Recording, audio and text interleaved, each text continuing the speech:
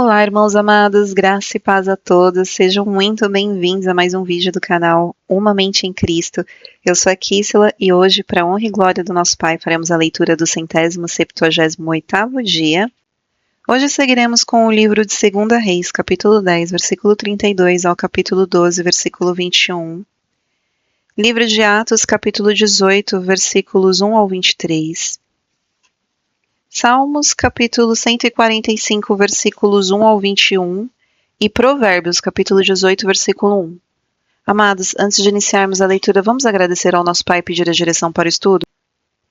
Pai amado, graças te damos por tudo, te agradecemos pelo teu amor, pelo livramento, pelo sustento. Te pedimos perdão pelos nossos pecados, pois somos errantes, totalmente dependentes de ti. Te pedimos que o Espírito Santo de Deus nos dê a direção nessa leitura, para que nós tenhamos entendimento da Tua Palavra de acordo com a Tua vontade. Que essa leitura venha aproximar a nossa vida da Tua presença. Que assim seja em nome do Senhor Jesus Cristo. Amém. 2 Reis, capítulo 10, versículo 32, ao capítulo 12, versículo 21. Naqueles dias, o Senhor começou a diminuir os limites de Israel. O rei Hazael conquistou todo o território, desde o Jordão para o nascente do sol, toda a terra de Gileade, os Gaditas, os Rubenitas e os Manassitas, desde Aroer, que está junto ao vale de Arnon, a saber, Gileade e Baçã.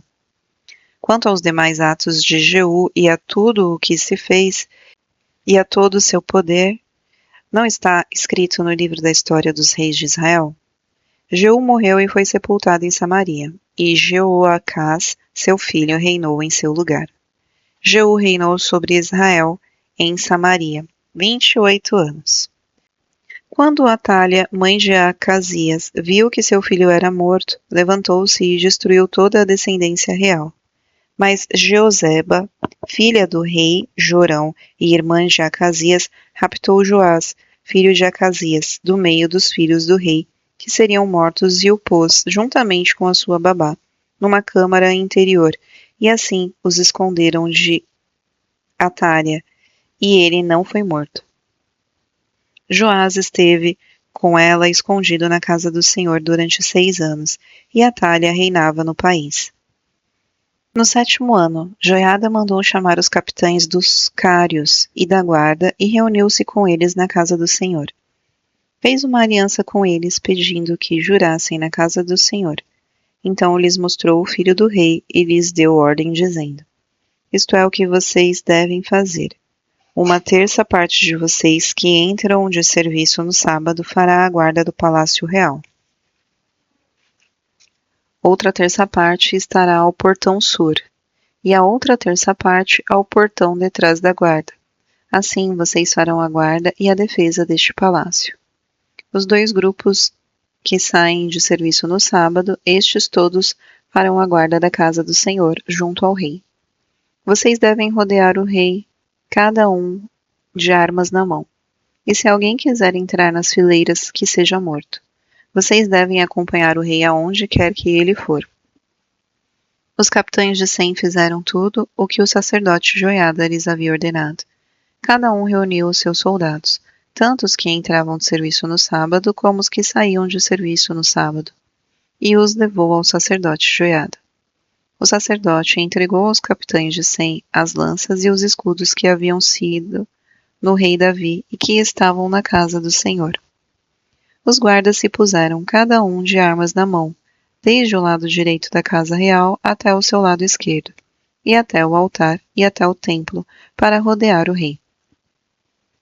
Então Joiada trouxe para fora Joás, o filho do rei, pôs a coroa na cabeça dele e lhe entregou o livro do testemunho. Eles o constituíram rei, o ungiram, bateram palmas e gritaram: Viva o rei! Quando Atália ouviu o barulho dos guardas e o povo, veio para onde o povo estava, na casa do Senhor. Olhou, e eis que o rei estava junto à coluna, segundo o costume. Os capitães e os tocadores de trombetas estavam ao lado do rei, e todo o povo da terra se alegrava e tocava trombetas. Então Atália rasgou as suas roupas e gritou: Traição, traição! Porém o sacerdote Joiada deu a ordem aos capitães que comandavam as tropas, dizendo: Façam-na sair por entre as fileiras, e se alguém a seguir, matem-no à espada. Porque o sacerdote tinha dito, não a matem na casa do Senhor. Então eles a prenderam, e ela, pelo caminho da entrada dos cavalos, foi para o palácio real, onde a mataram. Joiada fez uma aliança entre o Senhor, o rei e o povo, para serem eles o povo do Senhor. Fez também uma aliança entre o rei e o povo. Então todo o povo da terra entrou no templo de Baal e o derrubaram, despedaçando os altares e as imagens de Baal. Matã, o sacerdote de Baal, foi morto diante dos altares. O sacerdote Joiada pôs guarda sobre a casa do Senhor. Reuniu os capitães dos cários, os da guarda e todo o povo da terra, e todos estes conduziram o rei desde a casa do Senhor até o palácio real, passando pelo portão da guarda. E Joás sentou-se no trono dos reis. Todo o povo da terra se alegrou e a cidade ficou tranquila, depois que mataram Atalha à espada, junto ao palácio real. Joás tinha 7 anos de idade quando o fizeram. No 7º ano do reinado de Jeú, Joás começou a reinar. Ele reinou 40 anos em Jerusalém. A mãe dele se chamava Zíbia e era de Berseba. Joás fez o que era reto aos olhos do Senhor, todos os dias em que o sacerdote Joiada o dirigia. Apenas os lugares altos não foram tirados e o povo ainda sacrificava e queimava incensos nesses altos. Joiás disse aos sacerdotes: todo o dinheiro das coisas santas que for trazido à casa do Senhor, a saber a taxa pessoal, o resgate de pessoas segundo a sua avaliação, e todo o dinheiro que cada um trouxer voluntariamente para a casa do Senhor, deverá ser recebido pelos sacerdotes, cada um dos seus conhecidos, e que os sacerdotes reparem os estragos do templo sempre que houver um reparo a fazer. Mas no 23º ano do reinado de Joás, os sacerdotes ainda não tinham reparado os estragos do templo. Então o rei Joás chamou o sacerdote Joiada e os outros sacerdotes e lhes disse: por que vocês não estão reparando os estragos no templo? Agora, pois, não recebam mais dinheiro de seus conhecidos, mas entreguem-no para a reparação dos estragos do templo. Os sacerdotes concordaram em não mais receber dinheiro do povo e concordaram também que não ficariam encarregados de reparar os estragos do templo. Então, o sacerdote Joiada pegou uma caixa, fez um buraco na tampa e a pôs junto ao altar, à direita de quem entrava na casa do Senhor. Os sacerdotes que guardavam a entrada da porta depositavam ali todo o dinheiro que era trazido à casa do Senhor. Quando viam que já havia muito dinheiro na caixa, o escrivão do rei e o sumo sacerdote vinham, contavam e ensacavam o dinheiro que se achava na casa do Senhor. O dinheiro, depois de pesado, era entregue aos que dirigiam a obra e tinham a seu encargo a casa do Senhor. Estes pagavam aos carpinteiros e aos construtores que reparavam a casa do Senhor. E também aos pedreiros e aos cortadores de pedras. Também compravam madeira e pedras lavradas para repararem os estragos da casa do Senhor. E custeavam todo o necessário para a conservação da casa do Senhor. Mas do dinheiro que era trazido à casa do Senhor não se fazia nem taças de prata, nem apagadores, nem bacias, nem trombetas, nem qualquer outro vaso de ouro ou de prata para a casa do Senhor. Porque davam o dinheiro aos que dirigiam a obra e reparavam com ele a casa do Senhor. Também não pediam contas aos homens em cujas mãos entregavam aquele dinheiro, para o dar aos que faziam a obra, porque eram honestos. Mas o dinheiro de oferta pela culpa e o dinheiro de oferta pelos pecados não era trazido à casa do Senhor, ficava para os sacerdotes. Nessa época, Hazael, rei da Síria, atacou e conquistou a cidade de Gate. Depois, Hazael resolveu marchar contra Jerusalém. Porém, Joás, rei de Judá, pegou todas as coisas santas que Josafá, Jeorão e Acázias, seus pais, reis de Judá, haviam dedicado, bem como todo o ouro que havia nos tesouros da casa do Senhor e no palácio real, e os mandou a Hazael, rei da Síria, e este se retirou de Jerusalém. Quanto aos demais atos de Joás e a tudo o que fez, não está tudo escrito no livro da história dos reis de Judá? Os servos de Joás se levantaram, fizeram uma conspiração e mataram Joás na casa de Milo, que ficava na descida de Sila. Josacar, filho de Simeate, e Josabade, filho de Somer, servos de Joás, o atacaram e ele morreu. Joás foi sepultado no túmulo de seus pais, na cidade de Davi, e Amazias, seu filho, reinou em seu lugar. Livro de Atos, capítulo 18, versículos 1 ao 23. Depois disso, deixando Atenas, Paulo foi a Corinto. Lá encontrou um judeu chamado Áquila, natural do Ponto, recentemente chegado da Itália, com Priscila, sua mulher.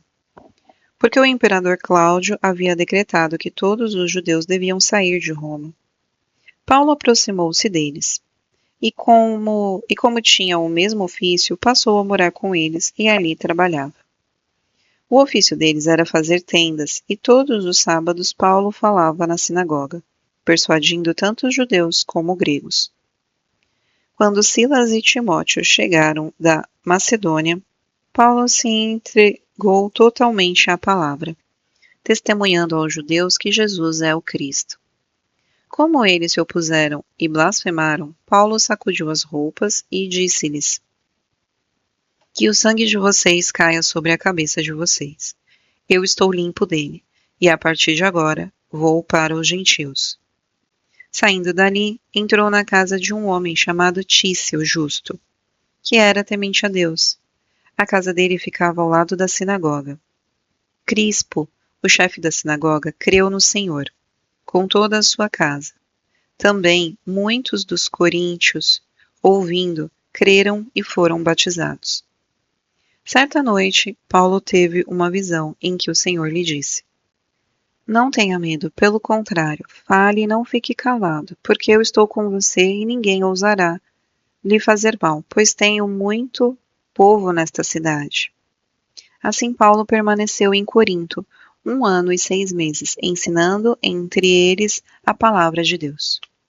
Quando Gálio era procônsul da Acaia, os judeus de comum acordo se levantaram contra Paulo e o levaram ao tribunal, dizendo: Este homem quer persuadir as pessoas a adorar Deus de um modo contrário à lei. Quando Paulo ia falar, Gálio disse aos judeus: Se fosse de fato uma injustiça ou crime de maior gravidade, ó judeus, eu teria motivo para acolher a queixa que vocês estão trazendo. Mas como é uma questão de palavra, de nomes e da própria lei de vocês, resolvam isso vocês mesmos. Eu não quero ser juiz dessas coisas. E os expulsou do tribunal. Então todos agarraram Sóstenes, o chefe da sinagoga, e começaram a espancá-lo diante do tribunal. Gálio, todavia, não se incomodava com essas coisas. Paulo ficou ainda muitos dias em Corinto. Por fim, despedindo-se dos irmãos, navegou para a Síria, levando em sua companhia Priscila e Áquila. Antes de embarcar, rapou a cabeça em Cencreia, porque tinha feito um voto. Quando chegaram a Éfeso, Paulo deixou ali Priscila e Áquila. Ele, porém, entrando na sinagoga, pregava aos judeus. Pediram-lhe que ficasse por algum tempo, mas Paulo não quis. Ao se despedir, disse: Se Deus quiser, virei visitá-los outra vez. E embarcando, partiu de Éfeso. Chegando a Cesareia, foi logo para Jerusalém, e tendo saudado a igreja, seguiu para Antioquia. Havendo passado ali algum tempo, saiu atravessando sucessivamente a região da Galácia e Frígia, fortalecendo todos os discípulos. Livro de Salmos, capítulo 145, versículos 1 ao 21. Louvores de Davi. Eu te exaltarei, ó Deus meu e Rei. Bendirei o teu nome para todo sempre. Todos os dias te bendirei e louvarei o teu nome para todo sempre. Grande é o Senhor e muito digno de ser louvado. A sua grandeza é insondável. Uma geração louvará outra geração as tuas obras e anunciará os teus poderosos feitos. Meditarei no glorioso esplendor da tua majestade e nas tuas maravilhas. Falarão do poder dos teus feitos tremendos, e eu anunciarei a tua grandeza. Divulgarão a memória da tua imensa bondade e com júbilo celebrarão a tua justiça. Bondoso e compassivo é o Senhor, tardio em irar-se, e grande em misericórdia. O Senhor é bom para todos, e as suas misericórdias permeiam todas as suas obras. Todas as tuas obras te renderão graças, Senhor, e os teus santos te bendirão. Falarão da glória do teu reino e confessarão o teu poder, para que os filhos dos homens conheçam os teus feitos poderosos e a glória da majestade do teu reino. O teu reino é um reino eterno, e o teu domínio subsiste a todas as gerações. O Senhor é fiel em todas as suas palavras e santo em todas as suas obras. O Senhor sustém todos os que vacilam e levanta todos os que estão prostrados. Em ti esperam os olhos de todos, e tu ao seu tempo lhes dá o alimento. Abres a mão e satisfazes os desejos de todos os viventes. Justo é o Senhor em todos os seus caminhos, bondoso em todas as suas obras. Perto está o Senhor de todos os que o invocam, e todos os que o invocam em verdade. Ele satisfaz o desejo dos que o temem, ouve o seu clamor e o salva. O Senhor protege todos os que o amam, porém todos os ímpios serão exterminados. Na minha boca proclamará o louvor do Senhor. Que todos os seres vivos louvem o seu santo nome para todos sempre. Livro de Provérbios, capítulo 18, versículo 1. O solitário busca o seu próprio interesse e se opõe à verdadeira sabedoria.